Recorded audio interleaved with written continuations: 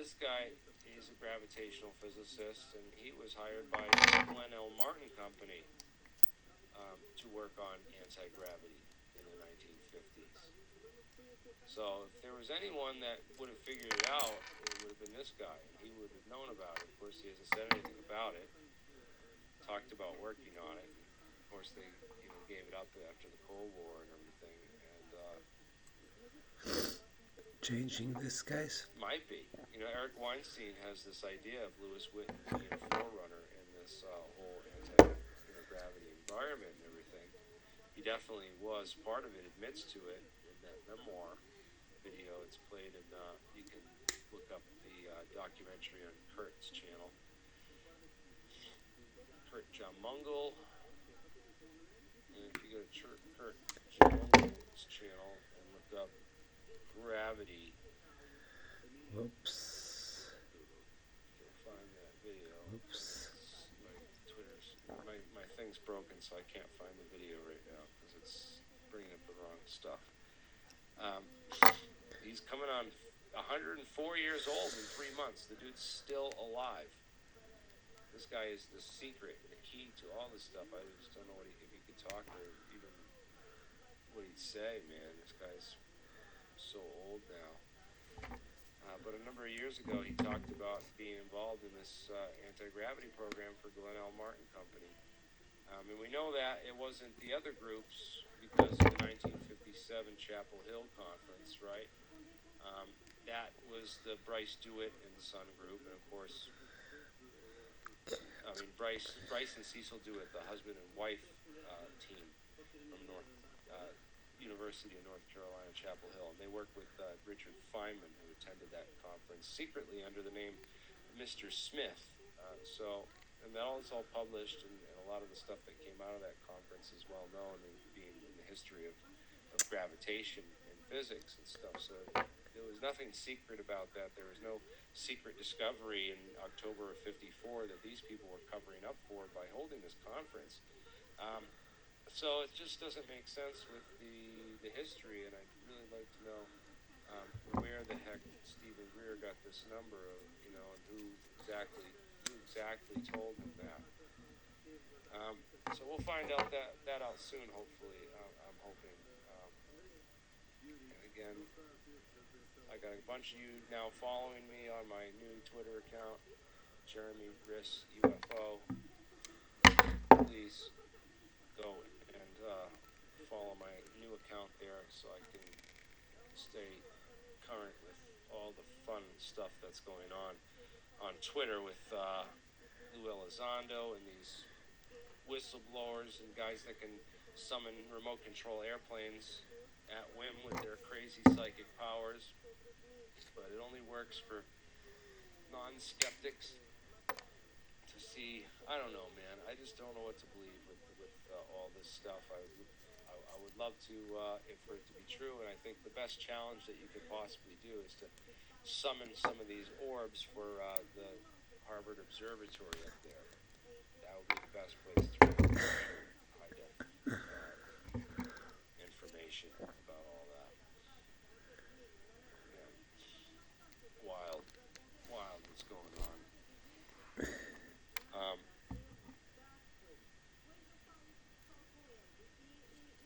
Yeah, this is a great chat. You guys are awesome. And if I were to get in front of Congress, the first thing I'd bring up would be Project Stork and Battelle. In fact, that the last time we had a congressional hearing on UFOs was in the 1960s, and all they had brought up was this Project Blue Book, was the investigation. And it turns out that Battelle had another separate investigation into UFOs at the same time called Project Stork, and it was much more classified, and only parts of this have been brought out publicly and declassified. And of course, Battelle's a private, non-profit corporation. So, did they have UFO products? The thing I also would look into is whether or not Wright State University, Perfect, this would be guys. very easy to do, is we just We go out to Wright State University and talk to their maintenance department. Okay, so now And let's say, get like, hey, in we'd here. like to go in the basement of Alien Hall, Open these. or right Oh under no, these. University Hall in the top corner. Somewhere we think that there's there was old hidden rooms in the underground facility. So there's a whole underground tunnel system under the campus at Wright State University, which is again right smack next to Wright-Patterson Air Force Base, where they brought the Roswell wreckage in the 1940s. According to people who worked on it and rumors about the base and all the stuff, that it all went into these secret tunnels that were under Wright-Patterson. And now all the tunnels are open. They're part of the university campus tunnel system in the basement. But it would be real easy to figure out if those were repurposed in 1960s during the construction of the campus to hide an original tunnel system, which was potentially a storage unit facility for the Roswell debris early on. And so Here I we think that go. it would be possible to get the maintenance or someone to do a core sample drilling of this, basement and just do a test on that concrete to figure out how you can very easily tell exactly when the concrete was poured, the year and everything, and send that sample analysis out for some studies. That would tell us right away if these tunnel systems, which again they're very expensive to build these types of tunnel systems, and no university in the world has this same as complex of an underground tunnel system connecting all the buildings. It just doesn't. That sort of thing just doesn't exist, and it's just too costly. So So it's who built the open. tunnels? Why did they build the tunnels, and did they repurpose them in 1960s for this campus, and how much older are they? And can we figure out, is there any other tunnels or Damn it. rooms or bunkers that were filled in the process of Oh, I hate these. the 1963 reconstruction of this lot into a university campus? So yeah, that would be a cool, easy, quick investigation that we could do. The mind war and psychological operations, they're much harder to unravel. Again, I think it would be best if I could get Jeremy Corbell on a podcast to just ask him some detailed questions about his finances, or get someone to interview these people, because they're suspected of running Shit, this very is not serious gonna work. counterintelligence operations for the past year or so.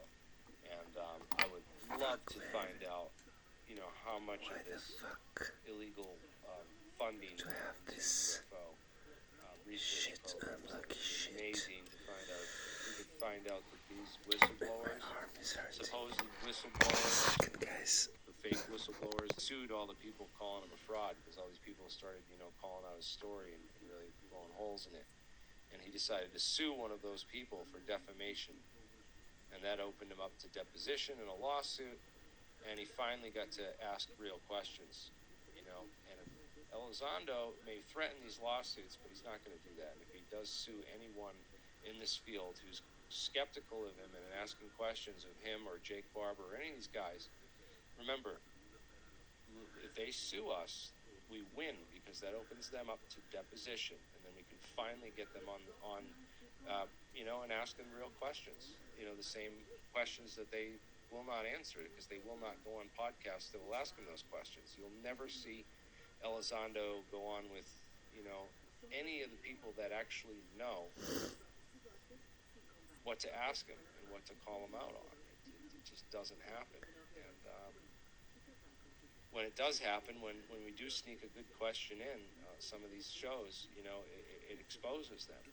They get asked that question, and like, that clip of Elizondo on Julian Dory, where he says, my allegiance lies with the intelligence community, and it comes down to, I'm not going to be catastrophic disclosure, and I'm not going to put information out there. And again, Lou Elizondo calling Stephen Greer a terrorist, and then Greer on this show recently calling Elizondo a disinformation agent. I'm going to play that clip real quick just so people can just hear this. Operatives who are meetings to provide information initially, and I know others are doing that. Unfortunately, some of the others doing it are known counterintelligence operatives who are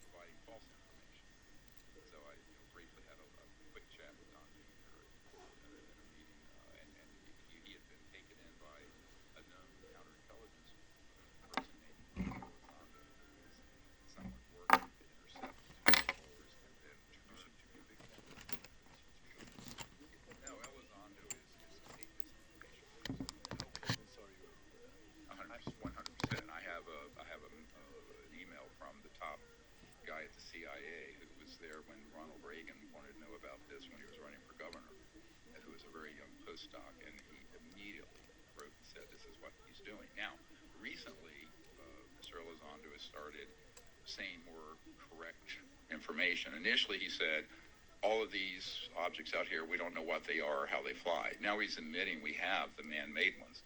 And I'll tell you, the vast majority of the UFOs people see, they're not from outer space. They're not alien. They're ours. But they have dangerously been used in false flag operations and deceptive operations, what the Pentagon calls a deceptive,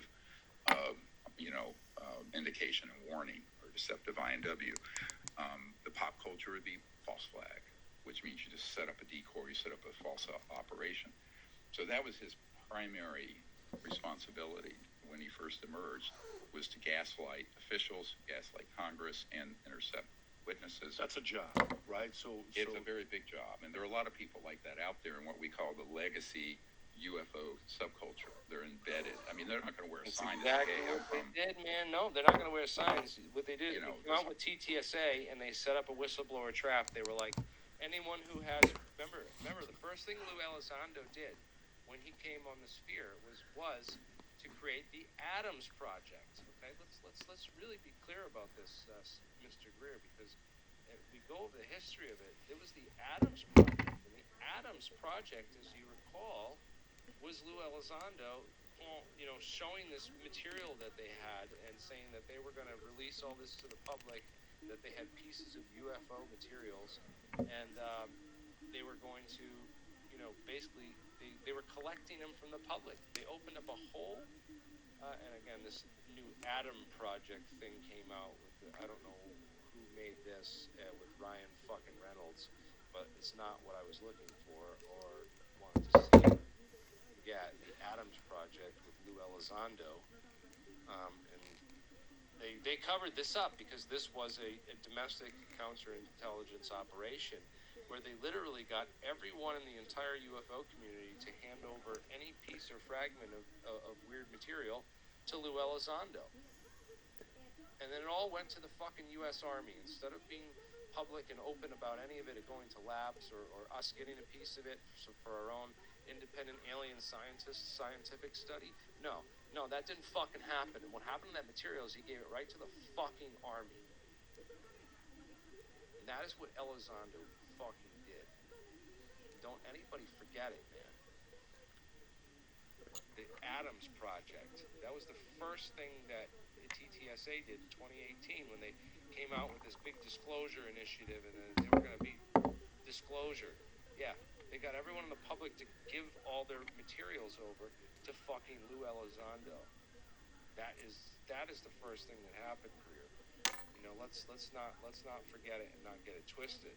Because the Adams Project is in itself a very intelligent and sophisticated intel operation, getting rid of all that nasty potential physical evidence that might be lying around in the public. Terrible what they did.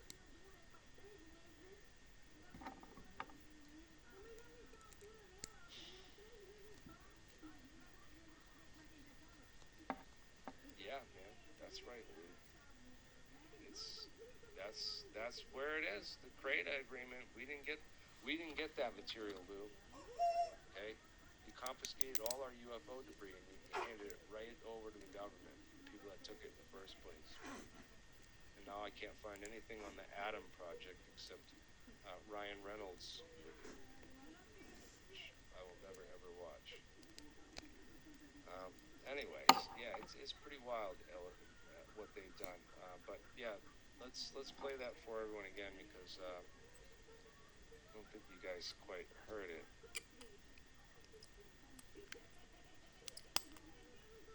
someone working to intercept these whistleblowers and then turn. You seem to be a big fan of those.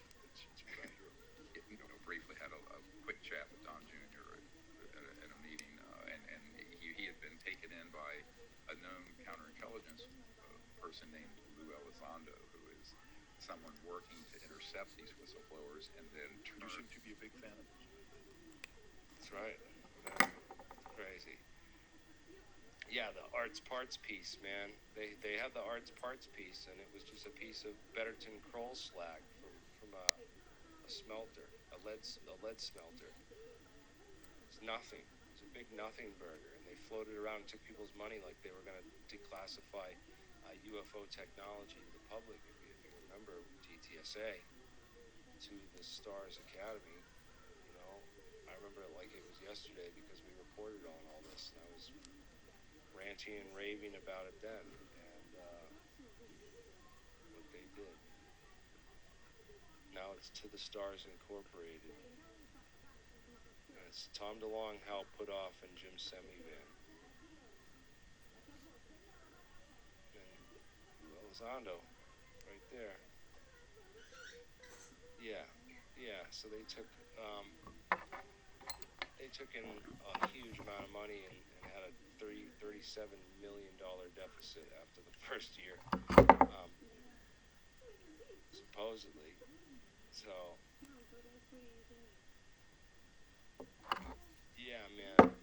And this was all because Tom DeLonge, if you look up in the Tom DeLonge Podesta email, because the WikiLeaks, it leaked all Podesta's emails, and they leaked the email where the Blink-182 singer contacted Hillary Clinton's campaign chief, John Podesta. You can read that email.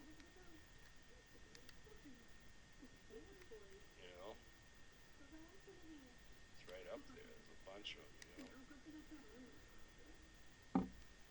That's Tom DeLonge. There he is. Anyways, I'm gonna, no, it's not really Lou. It's a troll account, man.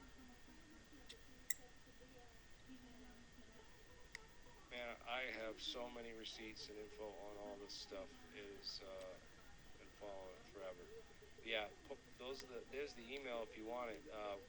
Tom DeLonge wrote to John Podesta asking to be involved in disclosure, and they gave Tom what's called the Grand Tour in counterintelligence. The Grand Tour, counterintelligence. Okay, and I don't know if there's anything that will tell you about the Grand Tour, but the Grand Tour is basically what they did with Bob Lazar when Bob Lazar, hanging out with John Lear, being friends with John Lear, poking around what's going on in Area 51. And Lazar applies for a job out there. They go and bring him out there and give him the Grand Tour, where they bring him in this whole, room full of all these books with all this alien stuff in it, and they make him read it, and drink some green liquid, and go home every day. And yeah, it's pretty clear that there's some wacky counterintelligence operations that our government runs, and then props these up for decades afterwards as real whistleblowers and real events, and uses that to shape and control the narrative, which is wild that they've been doing this for so long and covered up so much of the science and so much truth. It's wild, and if I ever get in front of Congress, I have this massive amount of technical data and information to share on camouflage and visibility systems, cloaking, counter radar, counter invisibility systems, gravity control, the whole 50s literature going back on everything gravity in 1954 that you could possibly find on the whole gravity stuff, because I was determined to figure out who figured out anti-gravity and when, if they did. Doesn't really make much sense if they figured out anti-gravity in October of 1954, while all the top aerospace companies would still be working on anti-gravity decades later. But again, maybe that's just a cover story, right? Not likely. And there's a ton of real technologies that came out of the Star Wars defense program in Area 51, including the electronic countermeasures technologies, like the Kevin Vermeer patents and the late Dr. Lake Marabou and John S. Lewis stuff. This is the flight craft manual. It says declassified October 2025. So this was supposed to be classified until then, but it was declassified years early. And again, this is all under NDA until 2027. The guy who did all this research and still doing this research for unnamed, unknown sources and investors. Tons of technologies, just going back to the earliest electric planes that they tried to build in 1913, to electric-powered spacecraft and balloons, and these giant balloons that look like the Mosul Sphere or other UFOs that have been spotted, but were really some of the early GPS guidance system satellites were launched by NASA, the Pagios satellite, really, GPS satellites. Very interesting. And these spiced spherical indoor Kawanda effect drone. These are cool. Very possible that Mosul Sphere was one of these type of drones. Again, the cube within a sphere technology goes back to a CIA patent from the 1940s. You can go look that up on these coronal airborne reflectors. Airborne corner reflector. And then a number of, there's a company, very interesting company called E-Green Technologies, which was developing this bullet airship, which would be pulled on a tether at really high speed. They did some test runs and test flights of this. It was operational from 2008 to 2018. It was based in San Diego, California. Now this is exactly where the Tic Tac sightings were, in the exact same time. Pretty coincidental there, I might say. I would love, as UAP czar, I will get to the bottom of all this stuff and report on it accurately and efficiently. Townsend Brown, discovering this technology in the 20s, doing research on it in the 30s and 40s, apparently for the U.S. Navy. Then in 1958 or 1956, he gets the Bonson Labs funding and starts doing a ton of research at Bonson Labs on anti-gravity, which again doesn't make sense if we figured out in October 1954, right?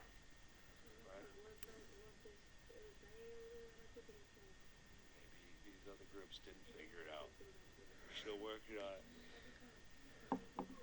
Anyways, we're still working on it today. If you're an engineer or an inventor and you want to, it could have been Otis Carr that invented anti-gravity in the 1950s. Still going, guys. He was I forgot to put this inside.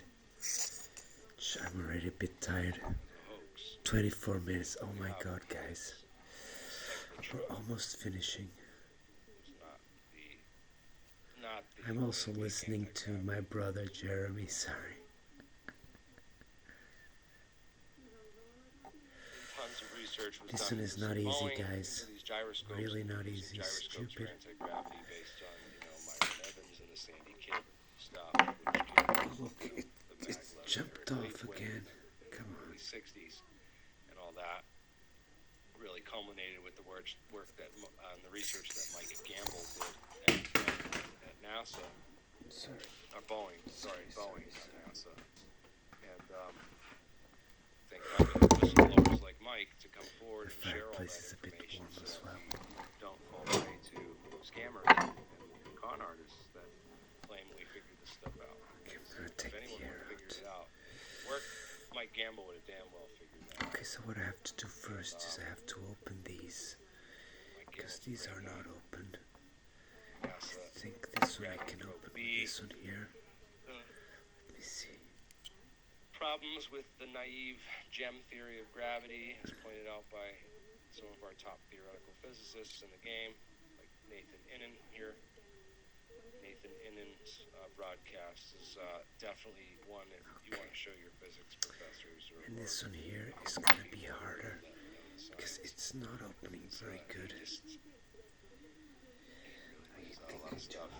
We talk about 1959. Towards the end of the 50s, there was this Alzafon guy that came up with this theory, which he worked on it his whole life, and then finally got funding to do some research into it Okay, it's opening.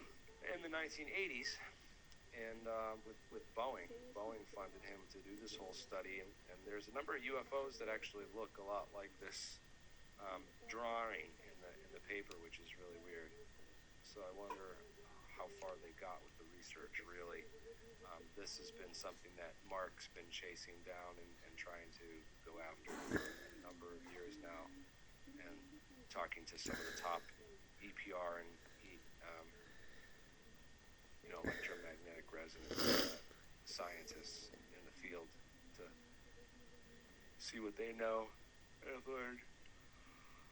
Of course, Not easy, guys. lots of more unclassified work that went classified, and all throughout these decades, some crashes of some odd devices.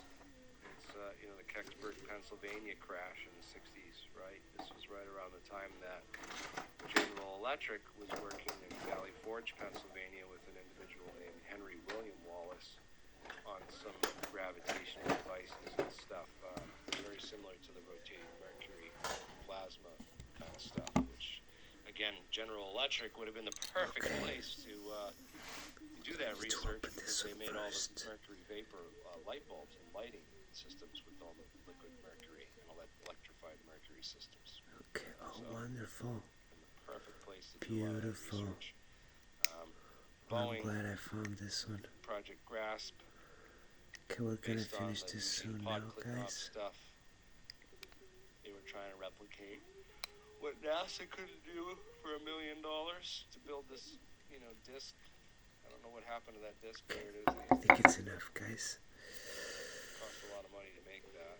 So now we're gonna get the cord here. Experiment, according to my buddies who worked Put out it there, there and familiar with all there. this stuff. They missed the EMF, the electromagnetic frequency component of the whole experiment. So Just get they got it this wrong, man. well twisted, guys. we're not Very able to, they important ran out of to money twist it before they good could so successfully all the replicate it. contacts are in. But anyways, Then you come lots here, of debates and put it there. Well, the structure of the inside. universe and quantum physics. Sorry, I'm that. really tired. I'm putting everyone to sleep with my yawning. keep But it well good, well fixed. I would do so much research into This one all here, this I'm gonna stuff. put it There's last. There's so much science here First, that can be brought actually, up, I and think so I much can put left it to right learn now. and discover about UAPs. That's real, actionable intelligence and science here. Can we use terahertz waves to Okay, warp there it is. space-time, bend space-time? Wonderful. Why is it so classified if it's just a way to look under Mm, aircraft holes sorry. and aircraft paint, like it says in the This papers? one Just a lot of this doesn't stupid make sense. string. We'll investigate all of it. And before I wrap this up, though, I have Bernie joining me. Sorry it took so long. Been working construction and days are long. I don't get off as early as I'd hope. Once again, twisting well good. Then Yeah, Put that's it the here. scientists that we've talked about and worked on. well inside. These are PhD Fix scientists it. who work for, Lockheed Put this one as well senior, real senior staff physicist. on the right Bob Lazar spot. claims he was the senior staff Go physicist. in. He was hired. Yes, Yeah, more if you in. look up this guy's CV, Wonderful. just do a search for it. Okay. Now Go, share my window. let's fix it. And just type in Bernard H. First, which one is it? This one here. Right? Publications. Here's all the papers this guy I just need to keep it all history, right? Started Good. in 72, Okay. he wrote his first paper. now. Other side. 90s, As I fix it, the tells, others will be better. very Can you see? Now, I haven't written papers because we thankfully have the freaking internet, which has been great for reporting stuff. Just make videos on things instead of papers. Publish. I really don't care about Okay, fix it well so doing papers, though. I it think won't that's come the out. one thing that might be able to take us to Okay, the guys. next level. Yeah, I think so too. I was just thinking that if we needed, you know, because Okay, what happened, right, is it's well fixed, Jesse guys. Michaels put out that damn It won't come out. Biodell Brown documentary, right? Wait, I need to. Biodell Brown, right? He put out the $50,000 Release cash this one prize and in that video about pump you know, this one. UCLA scientists. Okay, I think it's good.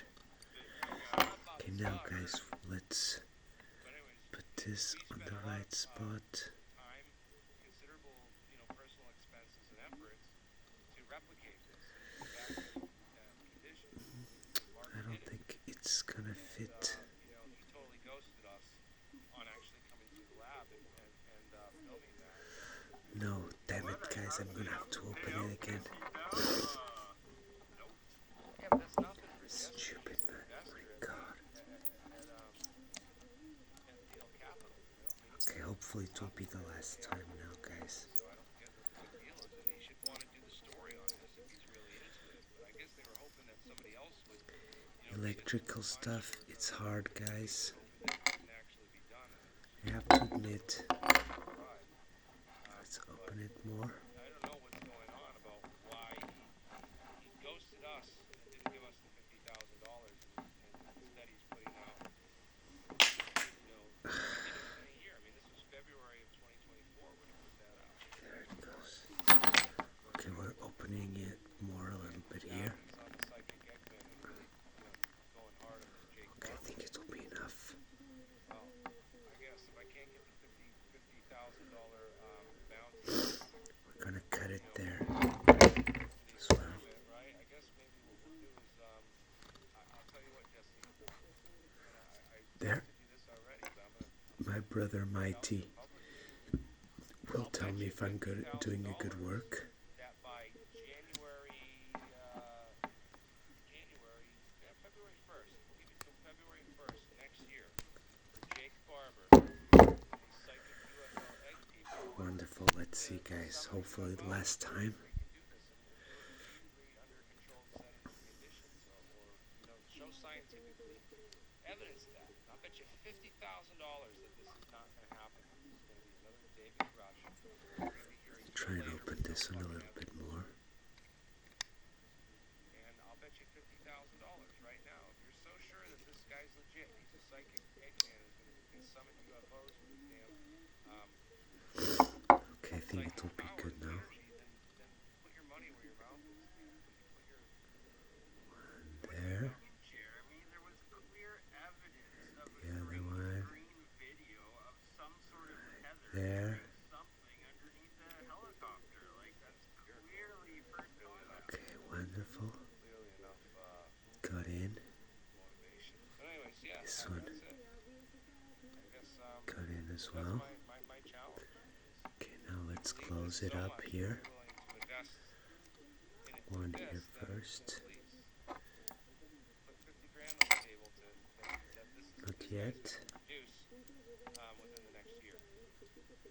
Logan Paul.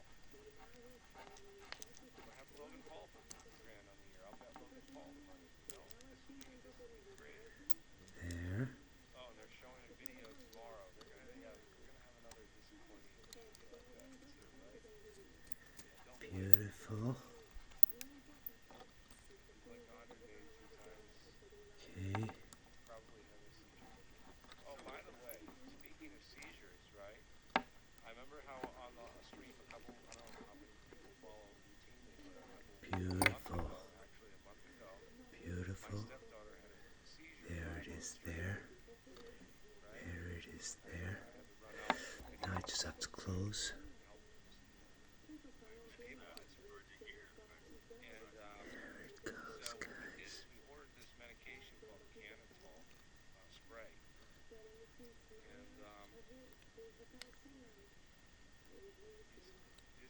Canatol RX. I done some research on, different types of anti-seizure medication and treatments, and this is a Okay, I need CBD-based another nasal one. spray. I think I can use this one here. Again, I'm not being paid for Let me see. promotion or anything. This is just There it science. goes. We Parents can that use had this one to here. keep medicating and it actually worked. Yeah, well, we actually Okay. we got to try it this Wonderful. morning today. She had a This one here, I don't think I can. This morning she had Nope, her seizure, doesn't even move. and Need a big one. we sprayed a shot up, one nostril, and then 30 seconds later it wasn't quite stopping, so we sprayed another one up almost right away. Normally the seizures last like 4 minutes or so, and this one Get in stopped the good. seizure almost instantly. Get in there very Much good. faster recovery time, man. I was just blown away. So Okay, wait. yeah, There we go. this stuff actually works, and it stops seizures safely. They have Beautiful. another thing on the market that stops seizures. Beautiful. Like this, another conventional Oh, it's well done. based or anything like that. This one here as well. Let me see. Apparently, it's a one-time thing. They only Beautiful, guys. Okay, I think it's perfect now, guys. talking and like saying Let's test it out. Huh? this is great. Who wants to test it with me? Fast and effective treatment for seizures. This is one of the few things that we've had that actually works. And, it wasn't ridiculously overpriced. It wasn't like $600. It wasn't even close to $600 like the other medication. But yeah, there's a huge Get in there. against these types And of get in there. One of the reasons they kept it or tried to keep it legal for so long, and now with it being Okay, it's in. legalized, especially for Ta-da! And now, develop all of these the last one. The last. This one is the most important, guys. Huh? cannabinoids. There's very little This side one is the effects most important population of them all. compared to the average chemical Okay, drug. guys. This is how you change one thing with the cannabis conspiracy. an old. Okay, guys. John P. loves you. We were listening to Jeremy Reese, Alien Scientist. We love you, my people. John P. loves you. Sorry it took so long. One